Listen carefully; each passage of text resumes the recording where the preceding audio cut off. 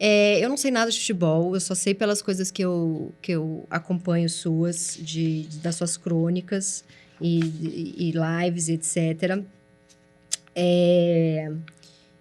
E eu vi que você falou do Cuca, que é o treinador do Corinthians, que foi condenado por estupro, né? Isso. Que é uma história de quanto tempo atrás? 36 anos atrás. E aí, você fez várias lives falando muito desse pacto da masculinidade. Sim. Explica um pouco, principalmente naquele abraço que os jogadores dão nele no final, né? A história é que o Corinthians contratou o Cuca, que é um homem condenado por envolvimento em ato sexual sob coerção com uma garota de 13 anos na Suíça. Ele e os amigos dele colocaram uma garota no quarto e ninguém sabe direito o que aconteceu ali, mas a garota acusou eles de violência sexual e houve um processo e investigação e testemunhos, laudos forenses que apontaram esperma no corpo da menina. Ele foi condenado junto com os amigos dele. O Corinthians, que é um time, um clube que se gaba de ser engajado em causas sociais. Militante, democracia. Contratou o Cuca e houve um rebuliço, né? E o Cuca ficou um jogo e pediu para sair. O que eu tenho ido, eu me desesperei para fazer. Quando eu tô desesperada, eu faço lives, né? Que foi entre os turnos. E agora com essa história. Não é sobre o Cuca essa história. Porque eu vi muitos homens, principalmente, falando: é um absurdo, o Cuca isso, o Cuca aquilo. Essa história não é sobre o Cuca. Ele foi condenado, ele não cumpriu a pena, mas o processo acabou, foi prescrito, essa é a palavra. Uhum. Ele não deve nada à justiça, tá certo? Ele tem o direito de seguir trabalhando. Por que não, né? Você vai o quê? Apedrejar o sujeito para sempre, né? Vingança, punitivismo. Eu sou abolicionista, eu não sou dessa escola. Se a gente ficar olhando pro Cuca, a gente vai deixar de ver todo o resto. Não é sobre o Cuca, é sobre uma sociedade que educa meninos para pegarem mulheres. Vem daí o capital simbólico, erótico, masculino de meninos. E educa meninas para não se deixarem estuprar. Porque se rolar, a culpa é delas. Se rolar, olha, você saiu com essa saia? Você saiu a essa hora? Você bebeu na festa? Você deu muita risadinha? Você quis dar um beijo no cara? Você não viu ele tirando a camisinha? A responsabilidade é sempre nossa. Isso vem, menina veste rosa, começa. Menino veste azul, começa. A gente não fala da mesma coisa quando a gente fala de violência sexual. Eles estão falando de uma farra. A gente está falando de morte. Então, começa daí. Começa daí de saída.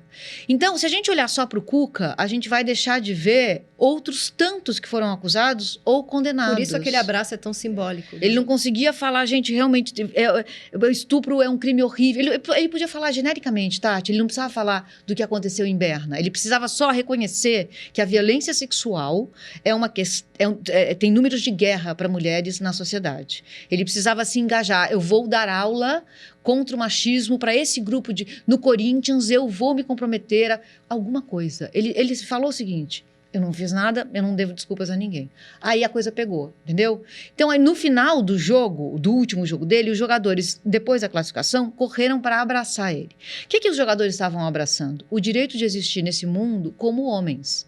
Essa ideia de masculinidade. A cultura heterossexual masculina é homoafetiva. E Muito bom. Eles não querem as nossas ideias, eles querem o nosso corpo. A gente sabe exatamente quando a gente senta para conversar com um homem, ele não está mais ouvindo, ele não está interessado no que a gente tem a dizer, Tati.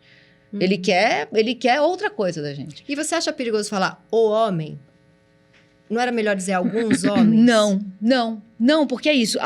Todo mundo precisa se implicar nisso. Eu acho que a cultura heterossexual masculina é assim. Quando a gente encontra um homem que está tentando lutar contra isso e está consciente do que é a cultura heterossexual masculina, é um ganho. É igual a gente falar, sim, eu sou racista, eu estou lutando contra isso. Exatamente, porque eu acho muito curioso quando eu encontro um homem e ele fala assim, eu não sou machista. Cara, como que você não é se eu sou? Se eu sou? Mesmo. Eu acho muito engraçado também quando eu encontro um homem e ele fala assim, mas nem todo homem.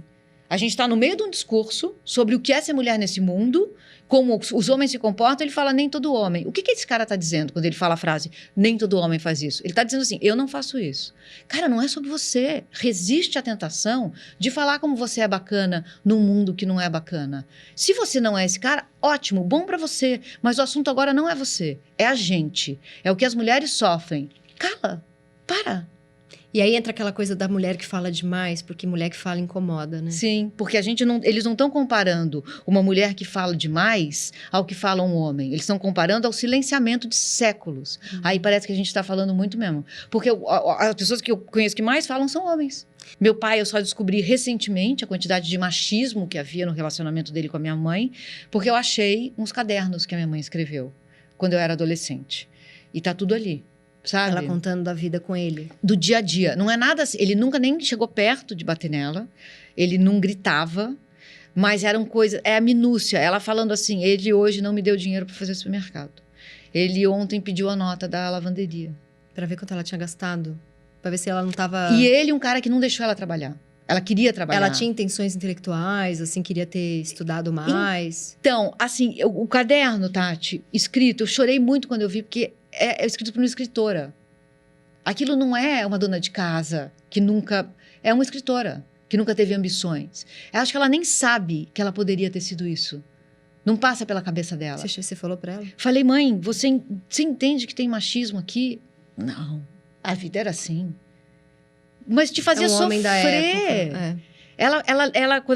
Um dia que era o meu irmão, acho que estava num hospital, e ela descreveu o comportamento do meu pai nessa hora, ela descreve o hospital, a luz do hospital, é literatura o que ela fez. Nem foi dada a chance a ela. Ela chegou a trabalhar? Ela trabalhou como produtora, mas ele foi lá um dia tirar ela do trabalho, falar, as crianças estão em casa sozinhas. O que você está fazendo aqui? Ele arrancou ela do trabalho. Um homem, se você visse meu pai... Um homem doce. Você fez um vídeo maravilhoso falando os homens precisam aprender a ser homens nesse mundo. O que é ser homem nesse mundo? Essa é uma excelente pergunta, né? Porque a ideia de masculinidade é construída sobre a naturalização da violência. Né? Ser homem para eles hoje é você ser violento, é você poder chutar uma porta, não levar desaforo para casa. Isso é muito importante para eles, né? Não levo desaforo para casa. A minha mulher. Teve um jogador do Corinthians que foi acusado de ser machista. Ele falou: como eu posso ser machista? Eu tenho uma filha e uma mulher. É tipo uma estupidez. Eu vi aquele Paulinho? Do São Paulo? Não, que é comentarista. Pedrinho. Que você falou que ele... vou achar aqui. Eu falei que esse pacto da masculinidade, ele é considerado macho alfa. Macho dominante. E aí ele fez um vídeo falando, me chamou de macho dominante, eu não sei nem o que é isso. Exato. Eu achei maravilhoso. Ele com o braço desse tamanho, falando daquele jeito. Não, ele falou... Eu tenho família, eu nem sei o que é ser macho dominante. Essa frase é de um macho dominante. Exatamente. Sabe, eu tenho mulher e tenho filho, então eu não sou machista. Não faz nenhum sentido cognitivo essa frase. É tipo eu tenho amigo preto. Né? Então eu não sou racista. Não faz, sabe? Então é um universo que acentua esse lado estúpido da masculinidade. O que seria ser homem, não é? Ser gentil, ouvir, ser amável, se deixar atravessar por sentimentos, não ser um analfabeto emocional e buscar compreensão do que está sentindo. Chorar. Fraquejar, ser vulnerável. Só que aí você aproxima o que é ser homem do que é ser mulher. E eles se constroem na negativa. Uau!